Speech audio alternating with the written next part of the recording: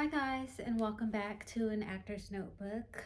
Don't forget to like, subscribe, and all that jazz before we get started. But today I wanted to have like a sit down chat with you guys and just talk about the power of manifesting and just doing things that feed your soul. Okay, because acting, like manifesting, everyone pretty much does it. I feel like it's like a new thing. um and you don't really know what kind of works for you until you do it. You don't have to manifest. I'm just saying that you need to find something that can give you peace within, because acting is a very hard job. It is. Not only are you creating characters that sometimes can be very dark and grim, and that can also do things to you spiritually, and like just with your heart. And then sometimes you're asked to do a lot of physical labor and put your body through things that is just stressful and often can leave you feeling very drained. I mean, people like to glorify acting because you see celebrities and you watch movies and it's like it has this glamour side of it. But the truth is that acting is a job, but just like anything else, and it can be draining. And often, for the work that you're doing, while people say you get paid quite well, if you're a working actor, you really don't get paid that well, especially if you're doing a lot of physical stuff. I've been doing a lot of fight choreography. I've been doing a lot of action-based work, and it can be very dangerous, very dangerous. Which is why you have to be cautious and mindful and really make sure you're taking care of your body and making sure you're doing things that feel right. But even with all of that, accidents happen, and you can get harmed. And it's just the fact about it. Actually, I think the easiest part of acting is actually the acting part. Memorizing your lines is probably the easiest part, but then right after that is just the acting. After that, it's the endurance. Like if you're doing a film, being on set for 12 hours a day, and most of it is just waiting around in whatever atmosphere you're in. Maybe you're in a warehouse, maybe you're fighting an Aztec temple in Mexico in the rain, which I had to do. All of that can just take a toll on your bodies being out there for like 12 hours. So you really have to do things that can help you kind of center yourself. And then also, just there's a whole other fact about the business portion of this. And being a young Black female, I have come up against a couple of things that I've had to learn to not accept in this business. And I think manifesting and doing daily affirmations and just finding my own groove is one way to keep me centered, remind myself who I am and what I'm willing to take. So, this is my manifesting journal. This is where I write down basically what I want for my life and my goals. Your goals are the roadmaps to your dreams and show you what is possible for your life. Never forget them. Writing them down, saying them out loud is a good way to start mentally understanding what you want and what you're going after, and then making sure that you choose things based off of your ultimate goals and your ultimate dreams. So, highly recommend to keep a manifesting journal where you just write down the things that you want or that will happen for you in your life. And then I have this journal. This journal has a bunch of quotes that just make me, like sometimes if I'm having a really hard day, I will just read through all the quotes. I had to read through all of them today because it was just, I was having one of those days, and I have quotes on different sections that just kind of set me up for like what I want and remind me things about myself. Like today, um, here's one. Never be in a hurry to do everything. Never be in a hurry. Do everything quietly and in a calm spirit. Do not lose your inner peace for anything whatsoever, even if your whole world is upset. Do not let the behaviors of others destroy your inner peace. No person, no place, no thing has any power over us, for we are the only thinkers in our mind. That kind of hit me a little bit today. And then I have I have them, I have so many, like it's a long journal, and I just look up these quotes. I find them on my own. Sometimes I see them in life and I write them down. And then I also have in here my top 10 career goals. I have in here my daily affirmations. I'm worthy of receiving my yes. I now release everything that's not serving my highest purpose. Um, every day I'm moving forward to my best life. I'm smart, talented, creative, and motivated. I only accept yes for an answer. I put those in here and I say these things every day. I put my goals for each month in here. I also have a little section for what I won't accept when it comes to acting job wise. And I highly recommend, like I said, for everyone to do this. After you finish a project, you learn something from that project. You learn something about it business wise, not necessarily always character or how to get into your character or artist is. You're an artist, absolutely. But sometimes as an actor, you can be seen as an item and less of a artist or collaborator, because you're there for the ultimate goal of getting whatever the director wants on set. Now, sometimes people will be more collaborative and they want to hear your ideas and whatnot. But ultimately, like, they have the final say so with what they want you to do. So sometimes you can get often taken advantage just in the entertainment business in general, and especially if you're saying, like, if you're not super famous, if you're not a celebrity, you often feel like you have to keep saying yes to things um, that aren't good for you. And you just have to keep allowing things to happen because you should just be blessed that you have this opportunity. No, they wanted you, they chose you.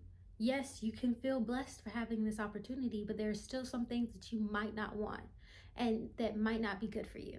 And it's okay to say no, it's okay to turn down a job. And I know that sounds crazy coming from an actor who is just trying to make it in this business. But the truth is that you shouldn't have to sacrifice everything for a job. What I won't accept, I feel like, is the bare minimum. Here's what I won't accept: sexual harassment of any kind. Believe it or not, had it in one of my earlier jobs. It was the hardest thing for me to endure. It literally made me vomit after one of my job sessions, and that should never have been the case. I should have said no, but I was young and I thought I should just be grateful for the job. Even though the director was telling me all the ways, speaking very, he was sexualizing me at every chance he got. I also, well, this is a little, that was a heavy one, but let's keep going. Um, I need at least 2 week notice on a job that's going to be out of town. Bare minimum, I believe. I need open communication with producers because I've been a part of productions where producers have hidden the truth from actors and used them for their own agenda without their knowledge. No. Um, I will not work with people who silence my voice. I will not work with people who coddle me and don't treat me like an equal because I am a young Black woman. Oftentimes, they will talk down to me like I am a child, like I'm a baby. It's not that they're not letting my voice be heard, they are. It's just that they're downplaying everything that I say and making it into something soft and cushy. Now, sometimes I have noticed directors do this because they believe that you are a young Black woman and people have often taken your voice away from you. So they just a little extra sensitive with you, and they want to make sure. But I don't need anyone who's extra sensitive with me. I need you to treat me as an equal, just like you would treat any other man in this role, and talk to me how you would talk to them, pretty much. Treat me like someone here to do a job. Um, and then I don't do any more than 2 meetings that are not going to be paid for. So if you know this, if you do a lot of indie films, sometimes the director, the writer, whatever, they want to speak with you about the script, about the character multiple times before you even get to set. That does no one any good. One, because I know my job and I know what I'm here for. We can talk once about the character, help me understand the script. Another time, in case there's any revisions or any little thing that I need to know. And then after that, I'm pretty done. Once we get to the third and fourth time, I've understood the character. I know what I need to do. If there's any changes in the scripts, I'll ask you. I will make time to ask you. But we don't need to have a sit down another hour and a half conversation about it when I'm not getting paid for it, because oftentimes I'm doing other work and that just takes time out of my day. It's a business. You have to think with a business mindset. Um, Trust, in the sense that you're here to do a job. You're not here to prove yourself or your worth to anyone into a room. Sometimes people will make that mistake. Producers or writers or actors will feel like they have to perform and show basically that they deserve this role for the whoever comes to set, whoever the producer. It doesn't matter who comes to set, who's coming to watch that day. I'm here to do a job. Point blank, period. I have nothing to prove. I already have the role. You already have the role. You don't have to prove anything to anyone. You don't have to do anything extra on that day. You come as you are and you do your best no matter who's there. Point blank and period. Now, that's not really something, that's more something for me. But that's also something that I just know. But sometimes when you'll get into rooms with directors or whatever, they'll be like, oh, this person's coming today. Make sure you amp it up. No, I don't like that talk. Amp what up?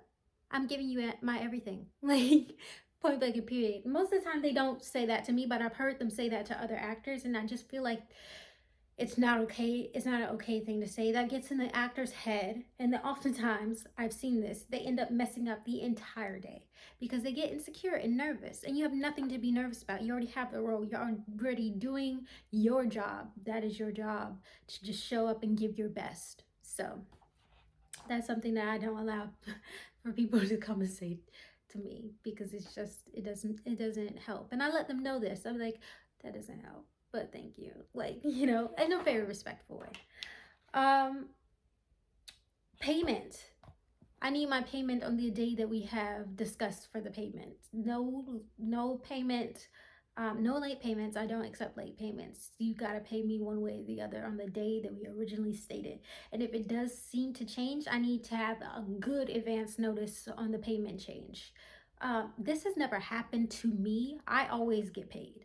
I've never had one of my paychecks not delivered on time, but I have heard from other actors that they have had that as an issue.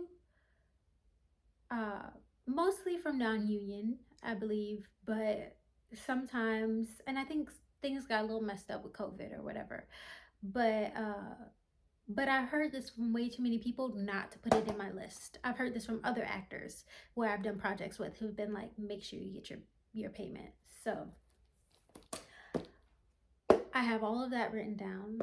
And then sometimes, if I really need a little extra moment of peace, I read poetry, sip some tea, center myself, and remind myself that I am enough. You have to have things. I know actors who do yoga. I know actors who meditate. Meditation is not necessarily my thing. Manifesting and meditating to me are different. I know some actors that just pray a lot, and I love to pray, but you have to do something. Some actors paint to just escape for their minds. Some actors write music. Some actors write poetry.